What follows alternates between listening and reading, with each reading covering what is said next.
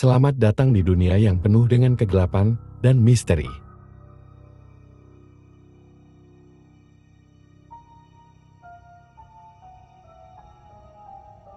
Kereta tengah malam.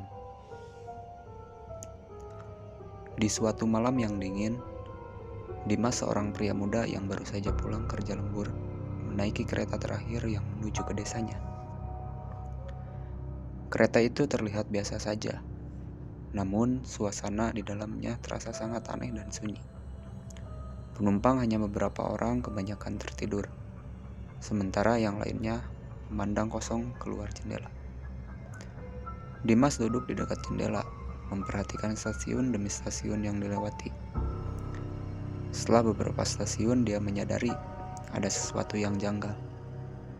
Setiap kali kereta berhenti, tak ada penumpang yang naik ataupun turun. Padahal stasiun-stasiun tersebut biasanya ramai. Merasa ada yang aneh, Dimas mencoba mengamati lebih saksama. Di ujung gerbong, ia melihat seorang wanita berambut panjang dengan pakaian putih duduk sendirian. Wajahnya tertunduk, rambutnya menutupi hampir seluruh wajahnya. Sejak tadi wanita itu tidak bergerak sama sekali. Semakin diperhatikan, Dimas merasa semakin tidak nyaman.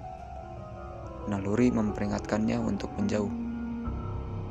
Ketika kereta tiba-tiba berhenti di sebuah stasiun yang tampak seperti hutan, lampu-lampu di dalam gerbong padam seketika. Gelap gulita, hanya terdengar suara napas penumpang yang semakin cepat, termasuk Dimas. Beberapa detik kemudian, lampu menyala kembali, dan betapa terkejutnya Dimas saat melihat wanita berambut panjang tadi kini berdiri tepat di depan tempat duduknya, menatapnya dengan tatapan kosong.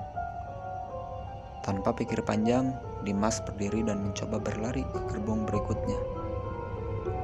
Namun, pintu antara gerbong terkunci rapat. Ketika dia menoleh kembali, wanita itu sudah tidak ada. Dimas mulai panik. Detak jantungnya semakin cepat. Tapi yang membuatnya semakin takut adalah ketika dia melihat penumpang lain. Mereka semua sekarang menatapnya dengan mata kosong dan senyum menyeramkan di wajah mereka. Dalam kepanikan, Dimas mencoba menggedor pintu keluar, berharap kereta segera sampai di stasiun berikutnya. Namun yang mengejutkan, kereta itu berhenti di stasiun yang sama lagi. Stasiun kosong yang terlihat seperti hutan. Dimas mencoba keluar, tetapi tidak bisa. Kereta terus berjalan seolah tak pernah sampai ke tujuannya.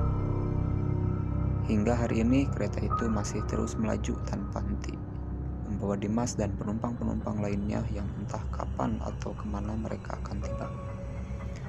Ada desas-desus yang mengatakan, barang siapa yang menaiki kereta terakhir pada malam itu, mereka tidak akan pernah kembali.